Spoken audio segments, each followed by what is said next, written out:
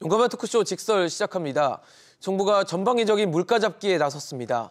금융과 통신뿐만 아니라 주류와 식품 업계들을 향해 가격 인상 자제를 요구하고 있는데요. 고물가 상황이 계속되면서 서민들의 부담이 커진 만큼 필요한 조치긴 하지만 시장 왜곡을 불러올 수 있다는 우려의 목소리도 나오고 있습니다. 정부의 물가 잡기가 어떤 결과를 불러올지 지금부터 이야기 나눠보겠습니다. 오늘 함께해 주실 세 분 소개하겠습니다. 서울시립대 경제학부 성한경 교수, 서강대 경제학부 허준영 교수, 박연미 경제평론가 나오셨습니다. 어서 오십시오. 네, 정부가 금융과 통신에 대해서는 공공재 성격을 띠고 있다라면서 금리와 또 요금 인하를 압박했었죠. 이제는 소주 가격을 인상에도 제동을 건 상황인데 소주 가격 뭐 이제 6,000원이다, 7,000원이다 이런 얘기까지도 나오다 보니까 가격을 좀 낮춰야겠다라는 의도가 담겨져 있는 것 같습니다. 근데 이렇게까지 정부에 개입을 하는 것 자체가 금융이나 통신업처럼 그렇게 우리가 봐도 될 문제인지 좀 여쭤보고 싶거든요. 어떻게 보세요, 교수님? 일단 소주에 대해서 사람들이 국민들이 즐기는 술이라 그러면 대부분 공감대를 가지고 있겠습니다만은 그렇죠. 공공재라 그랬을 때는 대부분의 사람들이 공감하지는 못할 것 같습니다. 사실 공공재라는 말은 교과서에 딱 정의가 정확하게 되어 있거든요. 네네. 그 비경합성, 비배제성 두 가지 성격을 가지고 있는 재화가 공공재라고 되어 있고 네네. 금융, 통신, 소주 어느 것도 공공재 범주 안에 들어가지는 않습니다. 엄밀히 말하면. 근데 대통령께서 공공재적 성격이라고 표현을 한 것은 아마 금융이나 통신과 같은 것은 국민들의 삶에 직접적 영향을 주는 굉장히 필요한 재화 서비스이기 때문에 그런 서비스 가격이 변함에 따라서 국민들의 삶에 영향을 많이 받으니까 좀 가격 통제가 필요하고 또 그런 서비스 시장이 과점 체제로 이루어져 있기 때문에 과도하게 기업들이 많은 이익을 가져가는 것이 아니냐라는 측면에서 얘기를 하신 것 같고요. 네네. 그래서 동일하게 이거를 재화를 본다는 것은 좀 문제가 있다고 생각을 하고 또 금융이나 통신 같은 경우는 사실은 정부가 만들어 놓은 과점 체제거든요. 그 정부가 허가를 주고 그렇죠. 그다음에 시장이나 가격에 대해 정부가 직접적으로 개입을 하는 건데 소주와 같으면은 그래도 거의 대부분 민간의 영역에 있다고 볼 수 있을 것 같습니다. 물론 세금이 많은 부분을 차지하긴 하더라도 네네. 시장 자체가 민간의 그 활동에 의해서 이루어지는 부분이기 때문에 같은 카테고리 안에서 정부에서 그 규제를 한다는 것 자체도 조금 틀린 얘기가 될 것이고요. 그리고 금융이나 통신 자체에 대해서도 정부가 직접적으로 가격 통제를 하는 형태는 사실 그렇게 바람직하지 않은 방향이라고 대부분 공감대를 가지고 있다고 생각을 합니다. 그럼 같은 카테고리가 아니더라도 소주에 대해서 이렇게 가격 인상을 하지 마라라고 일종의 개입을 하는 것은 어떻게 좀 보십니까?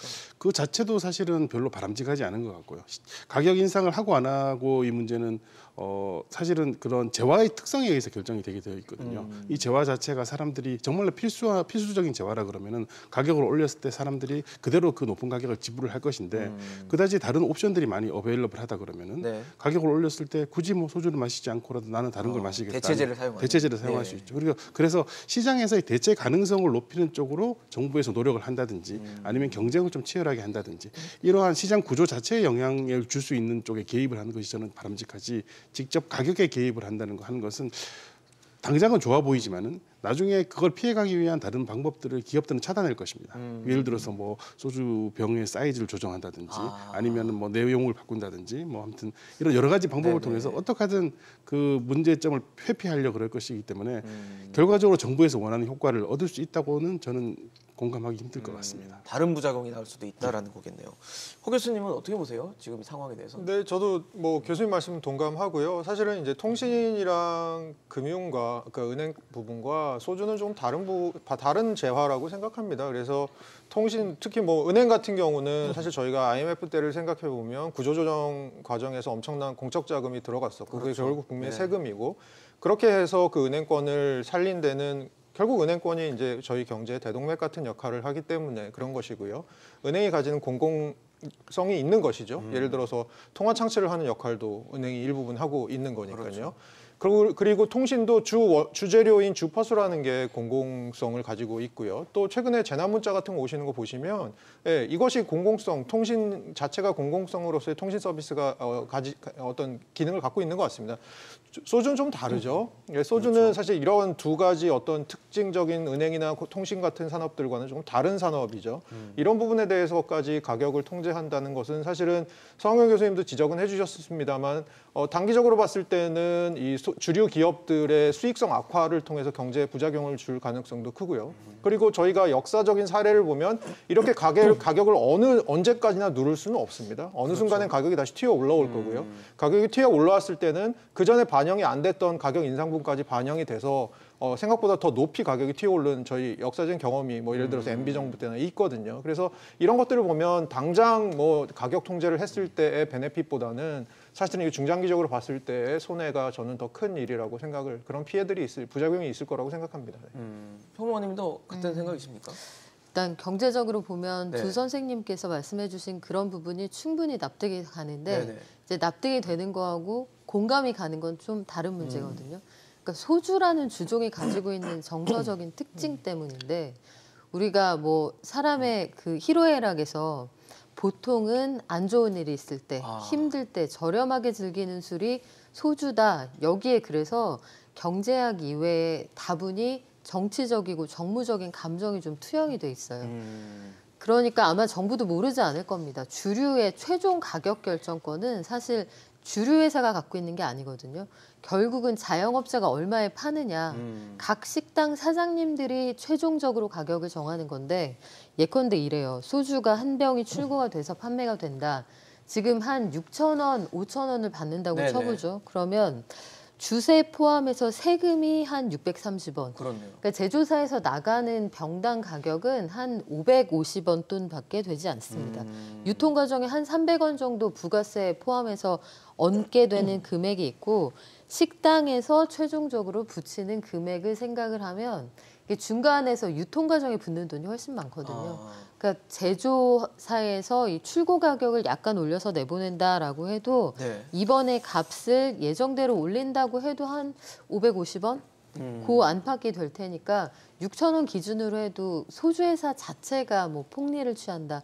이렇게 보기는 어려워요. 그렇네요. 근데 문제는 이 다단계 유통 구조에서 정부가 허가내준 주류 유통 면허 가지고 있는 업체들의 구조를 좀 봐야 되고 마지막으로 자영업자가 이걸 얼마에 받는 게 도움이 될 것이냐. 근데 자영업자 입장에서도 전기가스 요금 다 오르고 그렇죠. 원재료비 오르고 인건비 올랐어요. 이렇게 토로할 부분이 있거든요.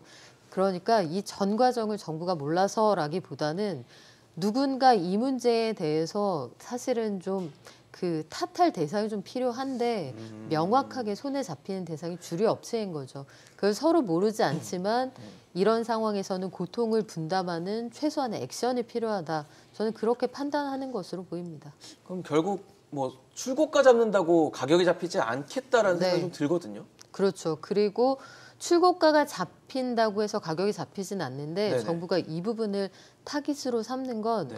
출고가가 올라서 저희도 어쩔 수 없이 소주값을 올려요라는 그 논리가 형성되는 구조에 그 중간에 허리를 끊어놓는 끊어놓고 거군요. 싶은 거예요. 출고가가 85원이 오르든 115원이 오르든 소비자들은 사실 그 구조에 대해서 잘 모르시고 모르시죠. 별달리 관심도 없단 말이죠.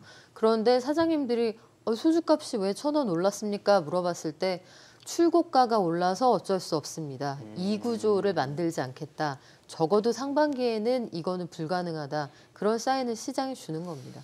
그런데 사실 뭐 소주 6,000원에 팔았을 때 소비자가 사장님 왜 이렇게 비싸요? 왜 이렇게 올랐어요? 네. 가격 물어봤을 때 뭐 출고가 얘기를 안 하더라도 저희 인건비도 많이 오르고 뭐 원재료 값도 오르고 해서 안 올릴 수가 없었어요. 죄송해요. 이러면 사실 끝나는 문제 아니겠습니까? 끝나지 않을 것 같은데요. 그래요? 그 예컨대 예. 돼지고기 가격이 굉장히 올라가고 각종 양념류의 가격이 올라갔다고 치죠.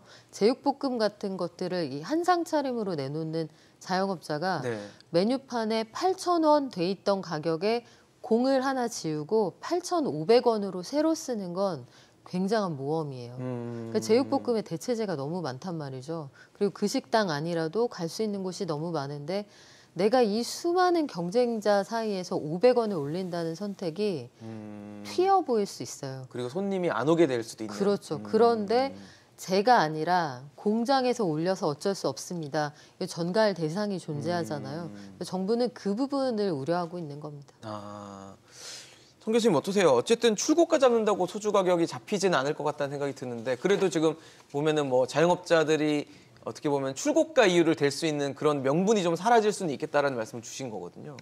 말씀하신 것처럼 그런 명분을 좀 사라지게 하려는 목적이 당연히 있는 것 같고요. 예, 예. 그런데 뭐 그 우리 사회자께서 말씀하신 것처럼 이제 다른 명분을 많이 댈 수 있죠. 그리고 그러니까요. 그 명분 자체가 틀린 얘기는 아니거든요. 모든 인건비도 많이 올랐고 재료값도 많이 올랐고 맞습니다. 모든 지금 인플레이션이 전 경제에 걸쳐서 벌어지고 있는 상황이기 때문에 아마 그냥 그대로 그런 이유를 들어가지고 뭐 그대로 아마 가격을 그대로 인상시킬 것이고 그 뭐 어쨌든 소비자들이 다른 대안을 찾지 않는 이상 소주에 대해서 다른 소주가 너무 비싸면은 자기는 뭐 어떤 와인으로 간다든지 아니면은 안 마신다든지 네네. 이런 선택을 하지 않는 이상은 그 높은 가격을 계속 유지할 수 하는 방향으로 가지 않을까 싶긴 합니다. 그래서 이거를 해결하기 위한 거는 뭐 이게 주세를 뭐 낮추고 뭐 압박을 하고 하는 것보다는 제가 아까 말씀드린 것처럼 아무튼 좀 경쟁적인 시장 구조를 만들 수 있는 방법을 좀 찾아보는 것이 좋지 않을까 싶어요. 한 가지 이제 예로 들 수 있는 것이 저는 맥주의 경우 약간을 예라고 생각을 하는데요. 네. 과거에 보면은 이제 맥주 시장이 사실은 거의 몇 개의 회사들이 국내 회사들이 독점적이었거든요. 맞습니다.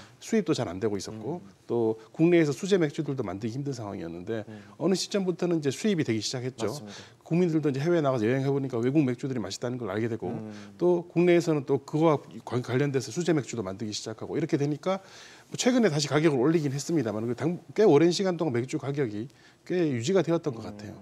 그런 어떤 시장 메커니즘을 도입할 수 있다 그러면은 저는 좋은데 근데 소주 시장에서 그런 부분이 사실 쉽지는 않을 것 같긴 해요. 쉽지는 않을 것 같아요. 같아서 그래서 가격 인상이 저는 일어나지 않을까라는 게 고착화되지 않을까 싶게 제 생각입니다. 그럼 결국 가격이 비싸면 수요가 줄어들 수 있는 여지가 생기잖아요. 예. 그러면 그런 어떤 시장 논리, 시장 메커니즘에 그냥 맡겨두는 거에 대해서는 어떻게 좀 보세요? 그렇게 될 수 있는데 근데 네네. 이제 그렇게 되는 것에 가장 중요한 것은 그 재화의 특징입니다. 재화가 과연 국민들이 그 재화에 대해서 가격 탄력성이 높은지 낮은지가 중요하거든요. 즉 가격이 올랐을 때 가격이 오르면 나는 저건 먹기 싫어. 확 수요가 줄어든다 그러면은 네네. 가격을 함부로 올리지 못하는데 근데 가격이 올라도 아이 뭐 좀 사 먹어야지. 그리고 어쩔 수 없어. 이렇게 생각한다 그러면은 예. 당연히 높은 가격을 유지할 수 있습니다. 그래서 탄력성이 낮은 재화, 필수품에 가까운 재화, 중독성이 높은 재화 대체제가 없는 재화 이런 재화들은 가격을 올리기가 쉽고 그런 노력을 기업들은 계속 하고 있죠. 정부는 이제 그걸 막으려고 하는 쪽일 거예요. 교수님 어떠세요? 지금 어쨌든 뭐 출고가를 통제한다는 것이 능사가 아닐 것 같은데 좋은 방법이 뭐가 있다고 좀 생각이 드십니까? 결국은 오늘 저희가 하게 될 제 관점에서는 저희가 오늘 하게 될 얘기들이 아주 많은 부분은 이런 인플레이션 시대에서의 발생하는 사회적인 비용들을 어떻게 누구에게 어느 정도로 부담시킬 것이냐, 어떻게 그것을 나누어 갖는 방식을 우리가 취해야 할 것인가의 문제인 것 같습니다. 그래서 지금 어쨌든 간에 지금 뭐 제가 보니까 2012년, 13년하고 지금 비교해 보니까 출고가는 한 200원 정도 올랐더라고요. 출고가가요? 네, 소주 같은 경우에. 10년 새 한 200원 예, 올랐어요. 200원 정도 올랐고요. 그런데 그 사이에 판매가는 3,000원에서 한 5,000원, 6,000원으로 거의 2배 가까이 됐죠. 그러니까 아까 평론가님이 말씀해 주신 딱 그 구조가 여기 들어가 있는 거죠. 단순히 이것은 술값의 문제가 아닙니다. 근데 이제 소주 같은 경우는 말씀해 주셨지만 굉장히 상징적인 의미가 있습니다. 국민의 술이고 서민의 술이고 저희가 보통 친구들 오랜만에 만나면 지나가면서 다음에 소주 한잔 하자라고 소주 얘기하자 한잔 하자. 예. 하는 정도의 상징성을 가진 술이잖아요. 맞습니다. 그래서 사실은 정부는 이제 그것을 어떤 식으로 풀어야 되냐라고 생각을 해보면 한편으로는 지금은 기업들에게 일종의 예를 들어서 야 너희들이 조금 부담을 해라고 하는 것인데 사실은 정부의 역할은 거기서 좀 더 나갈 수도 있는 거죠. 세금을 조정한다거나 이런 식으로 정부가 일부분 부담을 하는 방식으로 조정을 할 수도 있고요. 네. 이런 방식들로 조금 풀어나가야지 일방적으로 기업들에게 이 모든 사회적 비용을 당신들이 감내하쇼라고 얘기하는 것은 저는 조금 맞지 않는 접근법이 아닐까라는 생각이 듭니다. 그런데 지금은 사실 업체, 특히 주류 업체들한테 좀 책임을 떠넘기는 모양새들이 좀 보여지는 게 최근에 그 맥주랑 탁주도 이제 주세를 좀 인상할 수 있다고 하니까 세금 오른다고 뭐 제품 가격이 올라야 되냐라고 한 게 이 추경호 부총리의 얘기였거든요.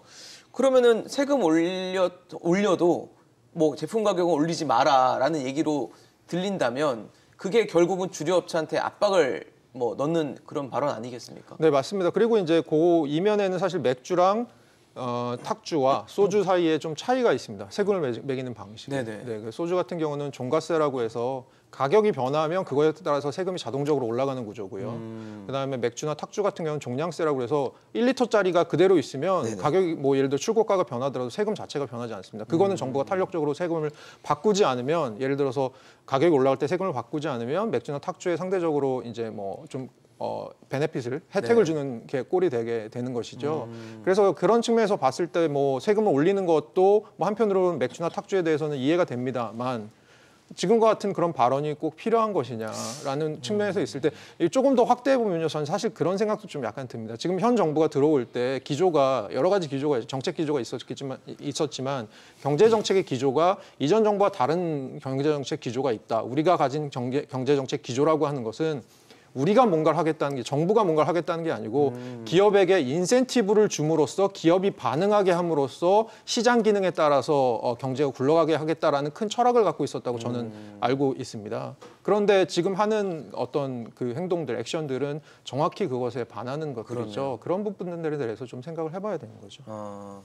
평론가님 어떠세요? 어쨌든 지금 계속 업체를 뭔가 네. 만만한 게 업체다라는 생각이 좀 들 정도의 압박을 넣고 있다 보니까 이게 정말로 가격 인상으로 연결되지 않는 건지도 좀 의문이 좀 들고 나중에 궁극적으로는 지금 억눌러 놔도 나중에는 확 튀어올라서 결국은 우리 국민들이 서민들이 이 가격 인상의 부담을 결국은 떠안게 되는 상황으로 가지 않을까라는 생각이 좀 들거든요. 그렇죠. 일시정지죠. 그러니까요. 지금 잠깐 일시정지 신호 앞에 신호 대기하고 있는 상황인데 네. 도로 한복판에 서 있을 수는 없잖아요. 그렇죠. 가야죠. 목적지가 있기도 하고 예. 거기 그냥 서 있으면 사방이 다 정체돼서 도로 기능이 마비되지 않겠습니까?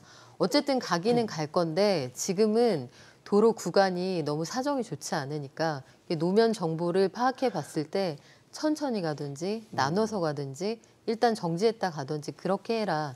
사실 지금 업체를 향해서 정부가 목소리를 내고 있지만 사실은 저는 이 정부가 내고 있는 목소리의 최종 수신인은 국민이라는 생각이 들어요. 그러니까 이 얘기는 여기서 업체에게 쓰는 편지처럼 보이지만 이 메시지를 정말 수용했으면 하는 사람들은 국민들인 거죠. 우리가 물가 잡기를 위해서 최선을 다하고 있다. 다분히 정무적인 판단이고 정무적인 메시지인데 주류 업체들이나 식품 업체들이나 굉장히 가격에 민감한 이 소비재들, 정말 국민 생활과 밀접한 소비재를 만드는 기업들은 이런 선언이 굉장히 많이 있기 때문에 이게 아주 새롭지는 않을 거예요. 다만 올해 업체들이 하는 이야기 중에 좀 귀 기울여 들어볼 만한 건 상황이 예전하고 많이 다르다.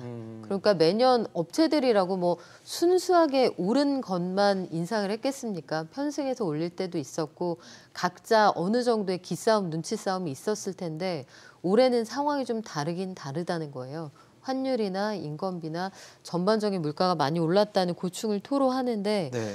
여하간 상반기에 정부의 그 물가에 대한 정책 기조가 달라질 가능성은 현재로서는 전혀 없어 보입니다. 공공요금 인상도 어쨌든 하반기로 밀어놓았고 상반기에 소비자 물가 상승률 지표의 전체 평균이 어느 정도일 거냐 이미 맞춰 놓은 상황이기 때문에 일단은 상반기는 모든 게 일단 멈춘 상태. 이건 대전제로 두고 전략을 짜야 할 것 같아요. 근데 일단 멈춤이 괜찮은 거예요, 이게?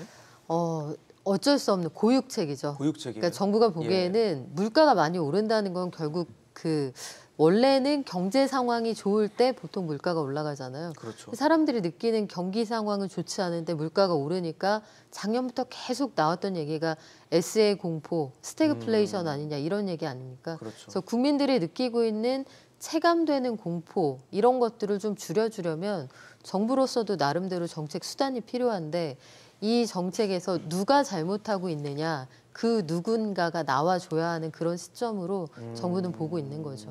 그러니까 과거에도 비슷한 상황들이 있었고요. 이명박 정부 당시하고 굉장히 정책의 패턴들이 좀 유사합니다. 비슷하죠. 네. 네. 사실 이렇게 가격에 대한 얘기를 하고 인상을 하지 마라, 동결해라라고 뭐 직간접적으로 얘기하는 거는 지금 뭐 주류뿐만 아니라 식품도 마찬가지입니다. 식품은 또 이 농림축산식품부 장관이 13개 주요 식품 제조업체를 불러서 간담회를 열고 이 자리에서 가격 인상 자제를 당부를 했는데 어떻게 보세요? 뭐 주류랑 좀 비슷한 양상이긴 합니다만 어쨌든 좀 뭐 곡물 가격이나 이런 것들이 좀 하락세를 보이고 있어서 주류와는 좀 다르게 봐야 될지 아니면 뭐 마찬가지로 이렇게 가격을 정부가 통제하는 게 맞는 거 틀리진 않는지 좀 여쭤보고 싶거든요. 전반적인 방향에서 말씀하신 것처럼 정부가 가격을 이렇게 통제하는 것은 별로 바람직하지는 않은 것 같고요. 다만 이제 해결 방법은 조금 다를 수는 있을 것 같기는 합니다. 아까 말씀하셨을 때 이게 마치 지금처럼 이제 가격을 눌러놓는 것이 이제 만만한 것이 뭐 소위 이제 업체냐 이렇게 얘기를 하는데 저는 사실은 업체는 말씀하신 것처럼 이미 이런 거 많이 해봤거든요. 그래서 물론 지금 상황이 좀 더 어려운 상황인 건 맞는데 그래도 어떻게 이 상황을 어떻게 극복해야 되는지에 대한 어느 정도의 솔루션을 가지고 있다고 생각을 합니다. 결과적으로 시간이 지나면 소비자한테 다 넘기겠죠. 전가하는 상황이 될 거니까 궁극적으로 이렇게 일시 멈춤이 되겠지만은 피해자가 누가 될 것이냐면 아마 소비자들이 될 가능성은 저는 크다고 보고요. 시간의 문제라고 생각을 합니다. 결국은 피해는 소비자에게 갈 것이다. 왜냐하면 소비자들한테 생기는 어떤 가격 부담도 천천히 이제 가중을 시킬 것이고 나중에 거기서 나오는 뭐 다른 방법으로 예를 들자면 포장을 바꾼다든지 아니면 과대 포장한다든지 그리고 뭐 원료를 좀 바꾼다든지 이런 형태로 해서 소비자들한테 결과적으로 좀 피해가 가는 방향으로 갈 수밖에 없다고 저는 생각을 하고요. 지금 사실 소비자 피해를 막고자 이런 가격 통제를 하는 건데 그게 결국 소비자에게 어떤 식으로든 온다면 이게 굉장히 좀 무용지물이 될 수도 있는 방책이네요. 근데 정무적인 판단 부분도 당연히 있고요. 그리고 그런 부분은 이제 시간이 걸리니까요. 당장 지금 현재는 인플레이션 압력이 너무 높기 때문에 공공요금을 얼마 전에 이제 도시가스 요금을 올리니까 국민들이 거의 악소리를 했지 않습니까? 그런 상황을 보게 되니까 일시 멈춤을 이제 정부에서는 강하게 선언을 한 것 같고 이제 어느 정도 페이스를 조절하면서 어느 정도 물가가 올라가는 부분을 반영하는 건 어쩔 수 없는 부분이고요. 하지만은 인위적으로 막았을 때 생기는 거는 사실은 생각보다는 보이지 않게 부작용들이 저는 있다고 생각을 합니다. 근데 이제 식품 얘기로 좀 돌아가서 보면은 식품도 이제 소주랑 비슷한 부분이 당연히 존재하긴 합니다만은 저는 조금 다르다고 보는 거는 이제 식품도 당연히 이제 그 민간의 영역이고 독과 전문 영역이지만은 소주만큼 세금이 차지하는 부분이 크지는 않고요, 상대적으로. 그리고 그 소주 같은 경우에서 사실은 해외에 있는 시장 참여자가 국내로 들어올 수 있는 여지가 거의 없습니다. 그러니까 다른 나라가 이게 소주를 생산하는 나라가 별로 없거든요.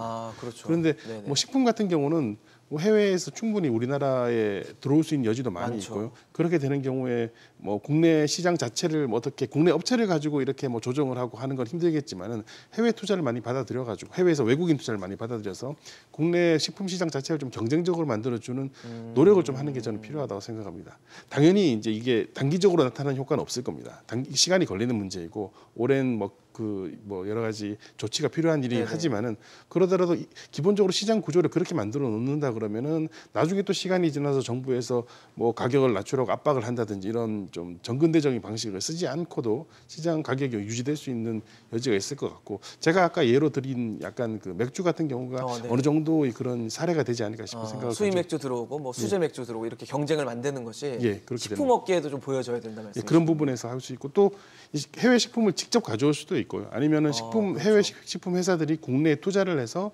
국내에서 뭐 식품을 생산할 수 있도록 여지를 만들어 주는 것도 필요하거든요. 왜냐하면 식품 시장도 사실 보면 굉장히 몇 개의 업체가 거의 독과점을 하고 있습니다. 그러니까 독과점을 하고 있으니까 정부에서 그 업체들 불러서 압박을 할 수 있고 그 업체들은 마치 이제 제스처를 취하는 거죠. 하지만 다른 방식으로 본인들이 이익을 챙기고 시간이 지나면 가격을 올리고 해서 결과적으로는 큰 손해 보지 않는 상황을 만들어내긴 하거든요. 피해는 소비자가 보는. 그렇죠. 그러니까 시장을 경쟁적으로 만들어 준다는 거 부분 필요하고 그래서 대통령이 얘기하신 부분 중에서 저는 공공재적인 성격이라는 부분에 대해서는 저는 공감을 못 하겠는데 뭐 방향성은 시장을 좀 경쟁적으로 만들자 이렇게 한 부분은 저는 공감을 합니다. 근데 그거 외에 장관분들이 나와서 뭐 이렇게 가격을 압박을 한다 그거는 공감할 수 없는 부분이에요. 그래서 여러 가지 좀 좋은 메시지와 나쁜 메시지가 섞여 있는 것 같은 생각이 듭니다. 허 교수님 어떠세요? 일단은 그러니까 식품업체들도 가격에 동결한다는 게 마냥 좀 좋아 보이지 않는 게 결국은 소비자에게 부담이 돌아온다면 이게 그렇게 무슨 의미가 있겠나라는 생각도 좀 들거든요. 네, 제가 아까 이제 역사적 관점이라고 잠깐 뭐 거창하게 말씀을 드렸습니다만 그리고 우리 평론가님께서도 이명박 정부 때 얘기를 했습니다만 잠깐 그때를 좀 들여다보면요. 2008년 2월에 이명박 MB 정부 출범하면서 그 당시 인플레이션이 2월 달에 3.6% 이게 계속 올라가서 7월에 5.9%까지 갔습니다. 물론 그 기저에는 고유가랑 곡물 가격이 올라갔던 거. 그때 이제 유가가 배럴당 $130 이렇게 할 때 되게 비쌀 때였거든요. 그때 그래서 이제 물가를 잡기 위해서 어떤 걸 했냐라고 하면 저희는 보통 이제 경제학에서 교과서에서는 물가는 중앙은행이 잡는 거다라고 배우죠. 근데 그때는 이제 어떤 또 정책을 폈냐하면 생활 밀접 52개 품목 MB 물가 지수라는 것을 만들었습니다. 그래서 물가 관리 품목을 52개 품목을 만들었고요. 그 안에는 밀가루, 라면, 배추 혹은 뭐 소주 같은 네네. 식품류, 쇠고기까지 식품류들이 들어가고 또 휘발유 같은 것들도 들어갔습니다. 근데 이거를 5년이 지나고 나서 그 정책이 있고 나서 5년이 지나고 나서 이 52개 관리 품목과 그냥 전체 CPI 그 저희 소비자 물가 지수 네. 사이의 상승률을 비교해 봤더니 오히려 관리 품목의 물가 지수가 1.6배 정도 더 많이 증가했더라라는 더 많이 올랐어요? 올랐다는 얘기가 있습니다. 그런 통계가 있습니다. 그래서 그런 걸 보면 사실은 저희가 경제학자들이 가격 통제를 좋아하지 않아요. 가격 통제는 옳지 않아요. 가격 통제는 별로 좋은 생각이 아니에요. 계속 얘기를 하는데 사실은 이것도 실증적으로도 어느 정도는 또 설득력이 있는 부분이 저는 있다고 생각합니다. 그러니까 당장은 기업이 눈치 보면서 가격을 통제하지만 결국은 언젠가는 이것은 반영이 될 수밖에 없는 거고 기업은 그냥 한 분기 혹은 1년 영업을 하고 끝나는 곳이 아니거든요. 그렇죠. 계속해서 영업을 하는 곳이기 때문에 언젠가는 어떤 시점에선 그것이 반영이 될 수밖에 없는 구조거든요. 그러면 그때 되면 사실 소비자들의 피해가 이제 사실 처음에 발생했었을 법한 피해보다 더 큰 피해가 발생할 수도 있는 거죠. 그런 부분이 조금 기시감이 드는 부분이 있습니다. 그러면 그런 것 같거든요. 지금은 당장은 가격이 안 오르지만 결국 나중에는 가격도 오르고 뭔가 제품의 퀄리티도 좀 떨어지고 양이 줄거나 뭐 이런 어떤 여러 가지 부분에서의 소비자의 피해가 온다면 지금의 가격 뭐 동결 혹은 이런 인상 자제를 그냥 지켜만 보고 있어도 되는 건지 좀 의문이 들어요. 그러니까 사실은 저는 조금 더 큰 비유로 보면 예. 뭐 그런 생각이 좀 들더라고요. 지금 어쨌든 한국은행이 금리 동결했지 않습니까? 네. 근데 사실은 뭐 외환 부분이나 아니면 우리나라 물가 지금 5%가 넘는 물가를 생각하면 사실은 물가 목표치인 2%가 훨씬 멀거든요. 굉장히 그렇죠. 높거든요. 그러면 사실 금리를 올려야 되는데 금리를 올리지 않은 이유는 국내 경기를 생각해서이고 그러면 이제 결국은 그럼 물가는 누가 잡는 거지? 라고 생각을 해보면 그러니까요. 지금 이쪽에서 물가를 누르고 있는 것 같아요. 그거 보면 오히려. 그러니까 지금은 약간 보면 정부의 재정 정책이나 정부의 어떤 금융 정책이나 이런 것들이 물가를 아니면 이런 마이크로한 정책들, 미시적인 정책들이 물가를 누르고 있는 것처럼 보여서 조금 이상한 나라 앨리스에 살고 있는 게 아닌가라는 생각이 요즘 좀 들고 있고요. 예, 아까 말씀드린 대로 분명히 이러한 정책들은 의도하지 않은 효과를 가져올 가능성이 있습니다. 그것이 먼 훗날 더 큰 물가 인상으로 반영이 되는 것이건 아니면 재화들 사이의 상대 가격의 어떤 조정을 통해서 의도하지 않은 또 어떤 피해 혹은 피해 계층을 만들어낼 수 있거든요. 그런 부분들에 대해서는 저희가 좀 염두에 두어야겠죠. 뭐 허 교수님도 아까 물가를 잡는 건 한국은행이 하는 일이라고 말씀을 주시긴 했지만 지금 물가를 억눌렀다가 나중에 뭐 하반기가 돼서 만약에 튀어오르면 우리는 또 긴축을 하거나 뭐 이런 어떤 질질 끄는 상황이 계속될 수도 있지 않을까라는 생각도 들거든요. 그럴 수 있는데 네. 지금은 그러니까 고통의 총량을 어떤 방식으로도 줄일 수는 없어요. 그러니까요. 이 고통이 지금 오느냐 나중에 오느냐의 문제인데 정부가 일단 고민하는 건 이 고통을 일시불로 받을 거냐 할부로 받을 할부로 거냐. 끊을 거냐. 네. 그러니까 할부로 끊어서 가자 이 얘기예요. 쉽게 말하면 500원 올릴 인상 요인이 있는데 반만 올리면 250원을 언젠가 어떤 방식으로든 여기에 전가를 하겠죠. 예컨대 우리 국민들이 아마 굉장히 오랫동안 경험했던 건데 예. 슈링크플레이션이라는 말이 새로 등장을 했잖아요. 과자 샀는데 과자 값은 그대로지만 그 과자가 되게 날씬해지거나 맞아요. 아니면 소주를 샀는데 7잔 반이 나오다가 7잔에 반잔이 안 나오고 이거 왜 이렇게 부족하지? 근데 그런 느낌이 들면 그때쯤에 주류업체가 이제 소주잔을 용량이 작은 소주잔을 만들어서 맞아요. 자영업자들에게 싹 유통을 시키겠죠. 네. 이런 방식으로 어떤 식으로든 그러니까 정책 위에는 항상 대책이 있다. 중국의 격언이 있잖아요. 네네. 그런 방식으로 대처할 걸 알고 있어요. 우리도 알고 정부도 알고 기업도 아는데 일단 지금 밀려오는 숙제가 너무 많으니까 급한 불 끄고 가자. 조금 이따 한숨 돌리고 생각하자 이런 얘기죠. 그런데 아마 아시겠지만 일시불보다 할부가 비쌉니다. 맞아요. 이자가 붙어서 붙거든요. 네. 총량으로 보면 비싼데 일시불로 하면 100만 원이고 할부로 지금 하면 이번 달에 내야 될 한 돈은 달에 적어지죠. 3만 3천 원이면 네. 지금 당장 가게가 어려우면 그 방식을 선택하는 게 저는 고육책이라고 보고 있어요. 결국은 뭐 고육책이다라는 얘기신데 정부는 지금 뭐 석유 같은 가격에 대해서도 또 통제하는 얘기가 나옵니다. 석유 가격이 이제 낮추는 뭐 방침을 추진하기 위해서 정유사들의 도매 가격을 공개하는 방침에도 좀 추진을 하겠다라고 했는데 정유사들은 반발을 하죠. 영업 기밀 뭐 침해다, 이거를 공개할 수는 없다라고 하는데 저는 그게 궁금해요. 뭐 공개를 하든 안 하든 간에 공개를 하면 기름값이 정말 낮아지는 건지 그게 가능한 건지가 궁금하거든요. 이게 도매가를 공개한다는 것에 네. 대해서 이제 보게 되면 일단은 정유시장 자체는 굉장히 전형적인 과점 시장입니다. 사실은 몇 개의 정유사가 있고 그다음에 그렇죠. 사실은 석유 품질이 휘발유 품질이 차이가 거의 없거든요. 그러니까 아주 비슷한 대체제를 가지고 이제 그냥 시장을 점유하고 있는 건데 이런 경우에서 가장 좋은 방식은 결론적으로는 가격 경쟁을 시키는 수밖에 없으니까 가격 경쟁을 시키기 위해서 요즘 뭐 소매 가격도 이제 오픈을 하고 있고요. 오피넥스에서 오픈하고 확인할 수 있고 있죠. 또 도매 가격까지 그걸로도 안 되는 것 같으니까 도매 가격까지 하겠다는 건데 저는 그 도매 가격을 공개하면은 뭐 기업들에서 얘기하는 거는 일단 영업 비밀이 샌다. 이런 얘기를 하는데 저는 그거는 별로 공감 못 하겠습니다. 왜냐하면은 사실은 기업들은 재무제표도 다 공개하는데 도매 가격 공개한다고 영업 비밀이 샌다는 것은 좀 과도한 억지라고 보이고요. 네. 다만 도매 가격이 공개되었을 때 과연 담합이 없어질까 생각해 보면은 도매 가격이 공개되는 그런 경우에서 담합이 오히려 촉진되는 경우도 꽤 있거든요. 서로 공개된 도매 가격을 가지고 예. 몇 개 안 되는 업체들이 서로 관찰을 할 수 있으니까 이제 비밀스러운 도매상과 소매상 사이에서 조용한 할인 같은 것이 불가능한 상황을 만들어내서 담합을 촉진하는 경우도 있습니다. 분명히 그거는 뭐 교과서에도 나와 있는 얘기고요. 실제 사례도 있는 것이기 때문에 그런 부분에서 도매 가격 공개를 좀 주저하는 건 이해가 되는데 근데 그렇다 하더라도 그 도매 가격이 공개되고 난 다음에 그리고 이 실제로 원가가 어떻게 변하는지를 잘 관찰할 수 있다 그러면 이 두 가지 원가가 변하는 건 관찰이 되지 않습니까? 그리고 그렇죠. 소매 가격도 관찰이 된다. 이렇게 된다 그러면은 사실은 방금 말씀드린 담합의 여지도 그리 크지는 않을 것 같아요. 그래서 뭐 이런 상황이 벌어지면은 가격을 떨어뜨리는 효과는 분명히 있을 것 같긴 합니다. 근데 정유사 입장에서 조금 억울하다고 생각하는 부분은 네. 정유사들이 지금 이익을 많이 보는 것은 석유 가격을 높고 낮고 소매 가격을 하는 부분보다는 사실은 정제 마진을 많이 받아서 얻는 부분이 있거든요. 그거는 또 우리가 실제로 시장에서 뭐 그 주유소에서 보는 그런 기름 가격과는 조금 다른 얘기입니다. 그러니까 거기서 비싸게 받아서 이익을 많이 본다기보다는 네네. 이제 이 그 원육 유가가 올라가게 됐을 때 정제 마진이 커져서 네. 그러니까 잘 그 영업을 잘해서 자기들이 이제 소비자한테 피해를 끼치는 거 좀 다르게 해서 하는 부분이기 때문에 약간 억울하다는 생각을 하기는 할 거는 같아요. 그럼에도 불구하고 어쨌든 가격을 그런 식으로 많이 공개하는 것은 전반적으로 유류품의 가격을 떨어뜨리는 네. 효과는 분명히 있을 것으로 생각합니다. 그럼 공개할 필요는 있다고 보시는 거네요? 저는 공개할 필요가 있다고 생각을 합니다. 그리고 크게 문제되지는 않는다고. 문제되지도 않을 거다. 허 교수님 어떠십니까? 공개할 필요 있습니까? 이게 성현 교수님 의견에도 일견 동의하면서도 이게 약간 타임을 좀 길게 봐야 될 부분도 있는 것 같아요. 네네. 그 뭐냐면 당장에 우리가 누릴 효과와 중장기적으로 우리가 또 지불해야 될 비용이 저는 있을 것 같아요. 그러니까 당장 공개를 하면 출혈 경쟁을 하겠죠.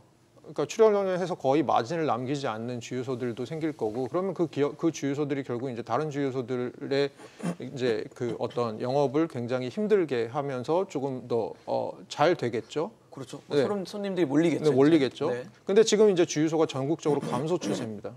감소 추세에 있습니다. 줄고 있어요? 네, 줄고 있습니다. 이런 상황에서 어쨌든 간에 그렇게 소수의 그러니까 단기간에 출혈 경쟁을 버틸 수 있는 주유소들이 살아남고 나머지 주유소들이 조금 더 폐업으로 가게 되면 결국 우리가 생각하는 경쟁의 반대 방향으로 가는 부분도 분명히 있는 것이죠. 갈 주유소가 줄어드는 거네요. 네, 그렇죠. 그러니까 저희가 흔히 생각하는 여러 명의 경쟁자가 있을 때 좀 더 오래 버틸고 싸게 물건을 내놓아도 버틸 수 있는 녀석들이 결국 살아남아서 그 다음에 무슨 일이 일어납니까?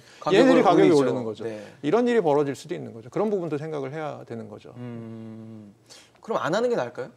도매 가격 공개를 굳이 할 필요는 없는 건가요? 도매 가격 공개를 굳이 할 필요가 있냐 없냐라고 네. 뭐 가격과 연동이 되지 않는다면 네네. 굳이 할 필요도 없는 거 아닙니까?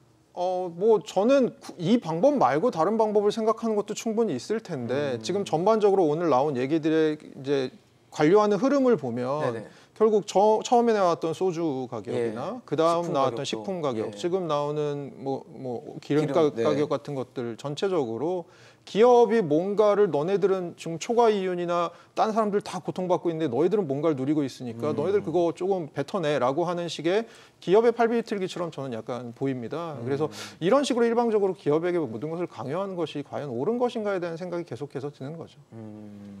평론가님 어떠세요? 정유는 어떠십니까? 그 정유사의 도매 가격을 공개하라고 하는 것의 궁극적인 목적은 소매 판매 가격 인하잖아요. 그렇죠. 이걸 통해서 가격이 떨어질 것이냐. 네. 그 효과는 사실은 좀 미지수라고 그래요. 봅니다. 과거에 역시 이명박 정부 당시에 비슷한 상황이 벌어졌고 공정위가 담합 여부에 대해서 현장에 나가서 조사하고 뭐 장부도 들여다보고 했는데 결국은 그 구조가 그대로 유지가 되고 있거든요. 그러네요.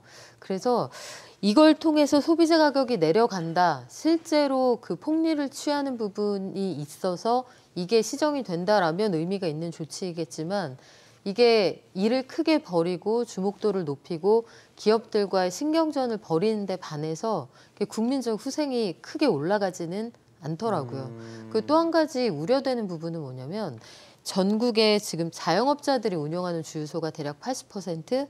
그리고 주유소, 정유사들이 직영하는 주유소가 한 20% 정도 되는데 이렇게 될 경우에는 단기간에 아마 정유사가 직영하는 주유소의 가격이 큰 폭으로, 비교적 상대적으로 큰 폭으로 내려갈 수 있는 여지가 있잖아요.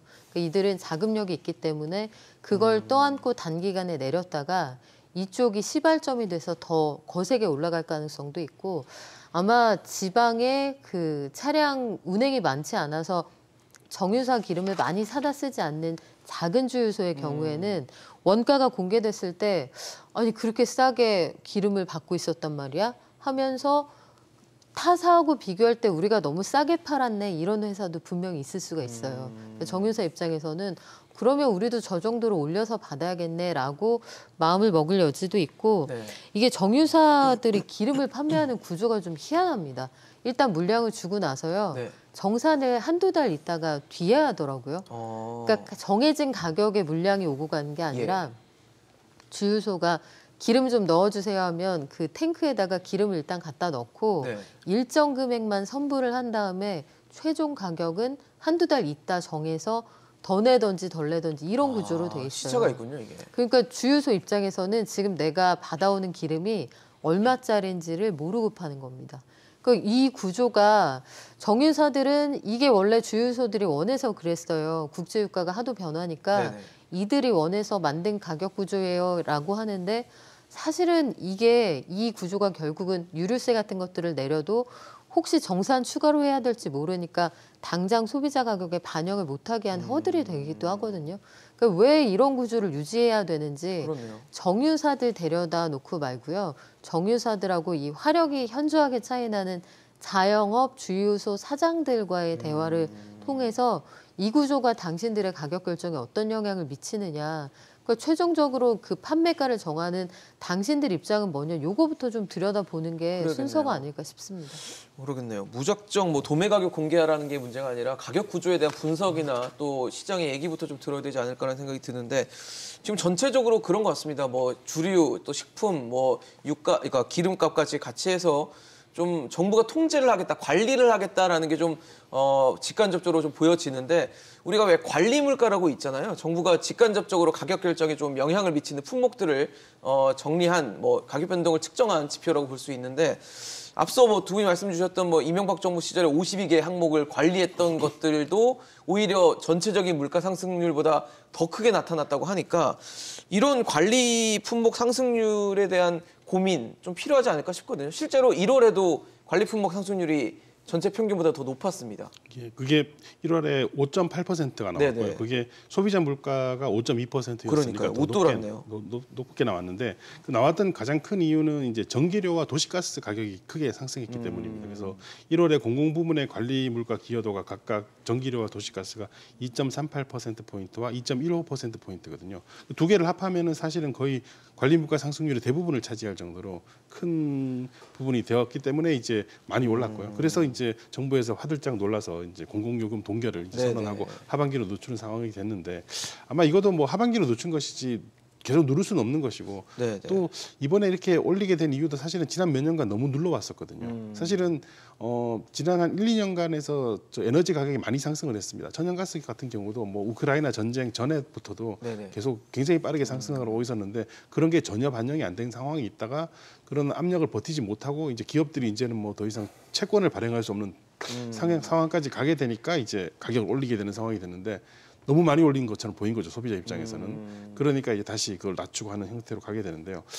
이게 저는 결론적으로는 뭐 정부가 원하는 대로 어느 정도 이제 그런 큰 변화폭을 조정하는 쪽으로 갈 수는 있겠습니다만은 하반기에도 물가가 계속 높은 쪽으로 유지되는 것은 어느 정도 어쩔 수 없지 않을까 생각을 가지고 있습니다. 올릴 수밖에 없을 것이다. 예. 이 관리 물가도 계속 예. 높게 형성될 수밖에 없다라는 건가요? 약간 이제 폭을 좀 조정하기 위한 노력은 이제 네네. 말씀하신 것처럼 이제 좀 시기를 조절해서 좀 천천히 이제 가는 방향으로 하긴 하겠지만은 조금 시간이 지나면 결론적으로 다 오르게 돼 있고 또 사실은 올랐어야 되는 부분도 있는 것 같고요, 당연히. 그래서 좀 높게 가지 않을까 생각을 하고 있습니다. 관리 물가라는 게 오히려 독이 되고 있는 건가요? 어떻게 보세요? 그러니까 지금 보면 관리 물가, 그러니까 전체적으로 이제 물가를, 그러니까 관리 물가 쪽을 눌러놓는 것에 대한 뭐 긍정적인 측면, 부정적인 측면에 대해서는 지금까지 좀 얘기를 한 것 같고요. 예. 좀 제가 지금 또 약간 거시적인 지표로 보고 싶은 거는 이제 최근에 한국은행에서 그 올해 물가 상승률 수정 전망치를 발표를 했는데 작년에 비해서 작년 말에 비해서 올해 물가가 어떻게 될 거냐에 대한 전망치가 수정이 됐는데 네네. 전체 물가 상승률은 3.5였다가 그러니까 3.6이었다가 3.5로 떨어졌고요. 네네. 그 다음에 그 근원 물가라고 하는 저희가 식료품이랑 에너지를 뺀 변동성을 부분은 좀 네, 제거한. 그거를 제거한 부분은 지금 2.9로 상향 조정했어요. 그러니까 전체적인 물가는 좀 낮아질 거라 봤는데 네, 근원 물가는 오히려 올라갈 거예요. 근원 물가 네. 쪽에 이제 이런 것들이 많이 들어가 있죠. 예, 그러니까 예. 결과적으로 물가가 뭐 예를 들어서 한국은행의 시나리오대로 흘러간다고 하면 결국 한국은행에서 내고 싶은 메시지는 네네. 지금 전체적으로 에너지 가격은 떨어지고 있으니까 물가 쪽은 빠질 거다. 뭐 이것도 미국 연준도 같은 뷰를 갖고 있는 것 같습니다. 그런데 문제는 우리나라 같은 경우는 지금 공공요금 인상 같은 것들이 계속해서 반영될 가능성이 크기 때문에 그렇죠. 결국은 이 근원 물가 쪽에서 빠지는 게 생각보다 느릴 거고 그 얘기는 결국은 인플레이션이 내려가기는 하겠습니다만 그 내려가는 속도가 둔화될 가능성이 굉장히 크다. 그 얘기는 바꿔 얘기하면 우리가 당분간은 2%보다 훨씬 높은 인플레이션을 조금 고인플레이션 시기를 견뎌내야 되는 시기가 좀 길어질 수밖에 없다라는 네네. 얘기를 한국은행에서는 지금 메시지를 주고 있는 것 같습니다. 그것과 관련해서 아마 관리 물가가 가지는 어떤 그 역할 중요성이 네. 거기에 들어가 있는 것 같습니다. 뭐 한은도 예상을 하고 있다라고 봐야겠네요. 네, 그렇습니다. 평론님 어떠세요? 아까 할부 얘기해 주셨는데 네. 저희가 자칫하면 할부를 선택을 해도 나중에 내야 될 돈이 더 많아질 수도 있겠다는 생각이 좀 드네요. 지금 상황에서. 그렇죠. 할부의 구조라는 게 그런 거죠. 처음에 작아 보이지만 네네. 나중에 다 모으면 더 이자가 커져 있네. 원금보다 더 크네 이럴 때도 있잖아요. 관리 물가가 관리되지 않는다는 다분히 레토릭이고요. 관리 물가를 구성하고 있는 항목 중에서 그동안 가격을 올렸어야 하는데 못 올렸던 것들이 있어서 전체 평균이 올라갔다. 이렇게 보는 게 맞을 테고 네네. 정부도 아마 내적 갈등이 있을 겁니다. 왜냐하면 공공요금 인상의 그 불가피함을 계속 강조를 하잖아요. 네. 이거는 다분히 시장 논리란 말이죠. 그 시장 논리를 한쪽에서 강조를 하면서 다른 쪽에서는 기업들에게 원가 부담이 지금은 안 돼라고 얘기를 하고 있는 거잖아요. 그러니까 정책이 굉장히 혼란스럽기도 하고 이게 그 현 정부가 출범하고 나서 꾸준히 강조해왔던 것도 결국은 이명박 정부 당시처럼 비즈니스 프렌들리예요. 오랜만에 들어보시는 그러니까요. 단어일 텐데 지금도 대통령이 1호 영업사원이라고 자임을 하고 있는 상황이죠. 그런데 이 안에 들어있는 컨텍스트는 뭐냐면 1호 영업사원 맞는데 여기 안에서 내수 말고요. 나가서 달러 벌어와라 이런 얘기입니다. 지금 정책의 구성이 수출 기업 중심으로 혜택을 주는 방향으로 다 그렇게 구성이 되고 있거든요. 지금 정부가 가지고 있는 내적 갈등이 다소 모순적인 정책의 방향으로 드러나고 있는 것이고 전기요금, 가스요금, 전기요금 지난해 3번 올렸고 올해 1월에도 올랐습니다. 네. 그런데도 지금 이 털어내려면 적자가 이미 33조 원이잖아요. 네. 가스공사도 마찬가지예요. 가스공사 미수금 9조 원인데 그러니까요. 여기도 기장부터 바꿔야 합니다. 기장이라는 게 장부에 쓰는 거잖아요. 네네. 분명히 미수금이 9조 원, 그러니까 적자가 9조 원이 넘는데 그리고 2분기가 되면 이게 한 12조 원 된다고 하는데 네. 장부상 흑자예요. 그러니까요. 그러니까 미수이니까 이건 외상값이 있어서 그렇다라고 하는데 네. 이런 것들부터 좀 들여다보고 정보를 좀 투명하게 알릴 필요도 있죠. 미수금을 손실로 쓰지 않죠. 손실로 쓰지 않고 네네. 이게 나중에 받을 외상값. 외상값처럼. 그래서 장부상으로 보면 가스공사가 지금 받지 못한 돈이 9조 원이 넘는데 영업이익이 1년 사이에 99% 증가했습니다. 작년에. 그래서 그동안 장부상으로. 가스공사가 장부상으로 이익이 날 때마다 주주들에게 배당을 해왔거든요. 그래서 올해 배당을 하지 않는다고 하니까 주주들이 들고 일어났던 건데 이 적자투성이인 회사에서 장부상으로 우리끼리 사실은 이 돈 받으면 이익이야 이런 방식으로 기장을 해서 그러네요. 배당을 하고 성과급을 주고 복리후생비를 늘리고 이게 맞나요? 그래서 저는 그러니까요. 이 기업의 경영하는 방식도 좀 독특하다는 생각이 드는데 여하간 국민들 입장에서 각오해야 되는 건 공공요금이 원가가 올랐으면 올릴 수밖에 없습니다. 언젠가 올라간다. 구조적으로. 네. 이 부분에 대해서는 각오를 하셔야 될 것 같고 아마 원가에 따른 가격의 정상적인 인상이 수요 관리에도 영향을 미칠 거예요. 결국 아껴 써야 한다. 생활 패턴을 바꿔야 한다. 그렇죠. 그리고 이런 것도 에너지 효율을 높일 수 있는 방식의 건물이나 제품을 생산해야 한다. 이쪽으로 가지 않으면 이거는 뭐 도돌이표 같이 될 수밖에 없는 계속. 상황이죠. 네. 교수님 그럼 결국 지금 뭐 한전 적자 얘기 정말 많이 했었고 가스공사도 미수금 뭐 지금 장부상에는 그렇게 적혀 있지 않더라도 어쨌든 적자를 보고 있다고 봐도 과언이 아닌 상황인데 그러면 결국은 요금 인상으로 이어질 수밖에 없다고 봐야 될까요? 당연히 뭐 요금 인상으로 갈 수밖에 없고요. 특히 네. 이게 적자가 지금 쌓여가지고 채권을 발행을 하는데 네. 이제 한전채 같으면 이미 한도를 넘어섰죠. 넘었죠. 넘어서는 예. 바람에 작년 말에 이제 한도를 늘려서 이제 약간 숨통을 트이게 네. 했습니다만은 사실 그것도 그렇게 크게 많이 남아 있지는 않다고 그러더라고요. 한 26조 정도의 한도만 남아 있으니까. 늘렸는데도 이제 얼마 안 남았어요. 예, 또. 얼마 안 남아 있습니다. 그래서 그것도 올해 말이 되면 아마 거의 다 채워버릴 것으로 지금 생각을 하고 있어가지고 사실은 뭐 그리고 뭐 기업이 계속 이렇게 부채를 발행하면서 간다는 것은 아무리 공기업이라 하더라도 문제가 바람직한 있는 부분이 거죠. 아니거든요. 그러니까 요금을 인상을 해야 되는 건 어쩔 수 없는 부분이라고 봐야 되고요. 다만 이제 어떤 시기 어떤 정도의 수준으로 어느 시기에 할 것인지는 좀 봐야 되지 않을까 생각을 가지고 있고 아까 이제 저는 이제 가스공사 입장에서 조금 이제 생각을 해보면은 이제 한전이나 가스공사에서 적자를 많이 보니까 이제 좀 부실 기업이 되고 있지만은 네. 사실 좀 억울한 부분도 분명히 있거든요. 요금을 못 올리게 하니까 요금이 사실 요금을 못 올리게 하는데 원재료는 오르니까 적자를 보는 게 당연하지 않느냐 그런 얘기를 하고 또 복리후생에 대해서 이제 좀 뭐가 그러니까 조치가 취해지면은 그거는 굉장히 문제가 있는 행위가 아니냐라는 식으로 이제 많은 공격을 당하는 네네. 경우가 있는데 뭐 그런 부분이 없잖아 있을 것 같긴 합니다만은 또 공기업이기 때문에 네. 당연히 견제하지 않으면 안 되는 부분이 있긴 한데 또 그게 너무 단기적으로만 해가지고 그 사실 큰 원인은 원가 부담이거든요. 근데 가격 올리지 못한. 예, 근데 이제 어떤 뭔가 이렇게 희생양을 뭔가 누구를 타겟을 타겟팅해서. 찾아야 되니까 타겟팅을 해서 이제 임직원들이 방만 경영을 한다는 식으로 계속 몰고 가는 것은 저는 뭐 아니라고 말은 못하겠습니다만 그래도 너무 그쪽으로만 몰고 가는 건 좀 아닌 것 같습니다. 그래서 전반적인 지금 인플레이션 상황이고요. 글로벌 상황, 인플레이션 네네. 상황이고 원가가 워낙 올랐고 그동안 못 올렸던 인상분이 반영되는 거니까 그 모든 문제를 기업 탓으로 하는 것은 조금 경계해야 되지 않을까 하는 게 저희 개인적인 생각입니다. 경계는 해야 되는데 기업 탓을 좀 하고 있다는 생각이 좀 지울 과도하게 수가 이거 없네요. 좀 찾죠. 근데 물론 그렇다고 기업이 늘 잘한다는 얘기는 아니죠. 아니지만은 예. 그래도 그쪽으로만 가는 거는 이 원인을 좀 너무 그냥 희생양 찾기가 아닌가 싶은 생각도 들기는 해요. 알겠습니다. 오늘 말씀 여기까지 듣도록 하겠습니다. 지금까지 성한경 교수, 허준영 교수, 박여미 평론가와 함께했습니다. 세 분 말씀 잘 들었습니다.